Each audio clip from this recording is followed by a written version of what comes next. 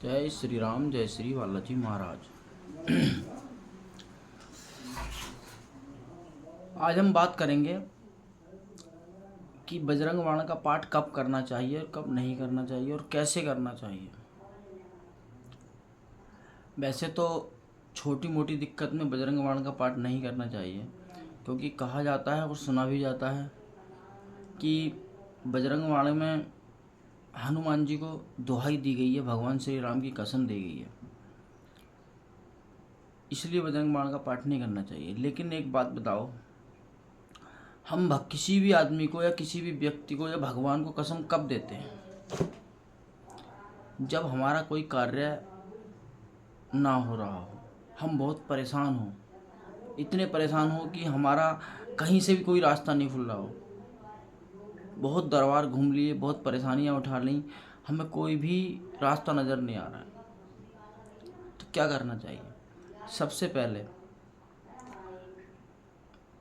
जब भी आप बजरंग बाण का पाठ करेंगे, करना क्या है आपको? सबसे पहले एक तिल के तेल का या देसी घी का एक दीपक जलाएं, अपने हाथ में थोड़ा सा जल लें,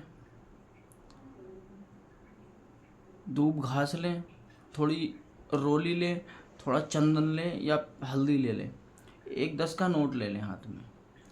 प्रार्थना करें कि हे बालाजी महाराज, हे हनुमान जी महाराज, हम आपके श्री चरणों में संकल्प ले रहे हैं कि हमारा जो संकट हमारे ऊपर है, या हमारा कोई कार्य नहीं हो रहा है, या कोई बहुत ज़्यादा बीमार है,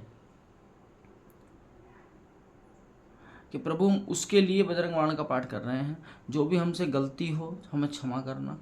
सबसे पहले एक चौपाई बोलना, पूजा जब तप नेम आचारा, नहीं जानत है दास तुम्हारा। कि कैसी पूजा होती, कैसे जप होता है, कैसे तप होता है, हम कुछ नहीं जानते प्रभु। हम बस इतना जानते हैं कि हम आपकी शरण में हैं और आपकी हमें प्रार्थना करनी है आपसे, और आप ही हमारा संकट काटोगे। और हम आज से बजरंग बाण का पाठ करेंगे प्रभु, आपको हमारा संकट काटना होगा और हम पर कृपा दृष्टि करनी होगी। जय श्री राम, जय श्री बालाजी महाराज। इतनी बात आपको बोलनी है। उसके बाद जिस व्यक्ति के लिए आपको, या अपने लिए, या अपनी वाइफ के लिए, भाई के लिए, बहन के लिए, पिताजी के लिए, माताजी के लिए, जिनके लिए भी, जिनको परेशानी हो, जिनके लिए आप ये पूजा कर रहे हैं, उनका नाम लेके संकल्प लें कि प्रभु मैं अमुक, मतलब किनका नाम लेना है, या अमुकी जिनका भी लेना है, कि उनका नाम नरेंद्र है, भूपेंद्र है, सत्येंद्र है, कि उनके लिए, उन्हें ये परेशानी है, उनके लिए मैं बजरंग बाण का पाठ कर रहा हूँ। तो संकल्प लें और उसको जो है भगवान श्री हनुमान जी महाराज के चरणों में रख दें।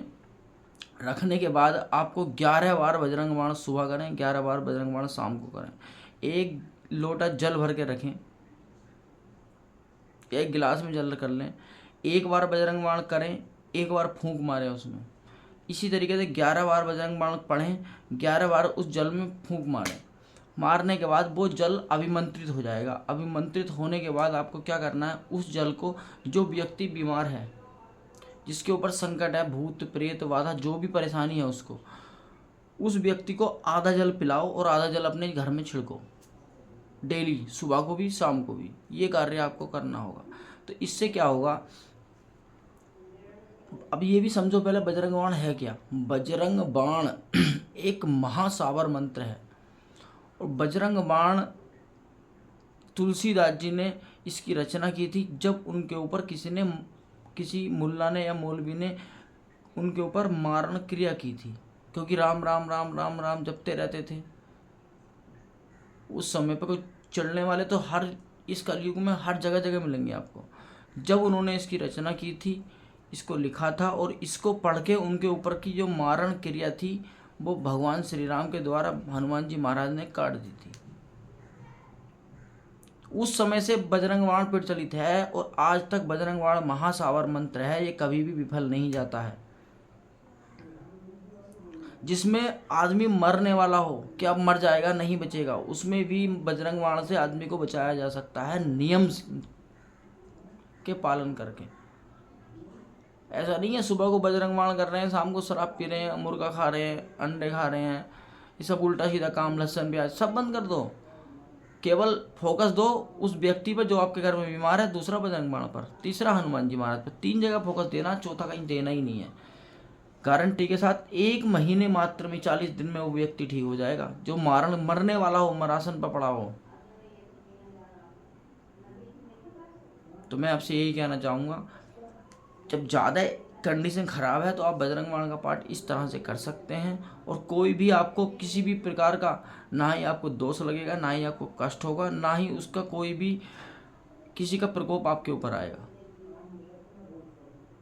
क्योंकि हनुमान जी महाराज कभी भी किसी को नुकसान नहीं पहुंचाते हैं सिवाय फायदे के। जिसने भी उनका नाम लिया है उसके साथ उन्होंने अच्छा ही किया, गलत किसी के साथ नहीं किया। लेकिन होता क्या है, कुछ लोग कहते हैं हनुमान जी पागल कर देते हैं, हनुमान जी ये कर देते हैं, वो करते हैं। हनुमान जी कुछ नहीं करते। पागल होता आदमी अपने कर्मों से, और पागल तो आज तक होता तो सबसे पहले मैं ही पागल हो जाता। ठीक है। जय श्री राम, जय श्री बालाजी महाराज।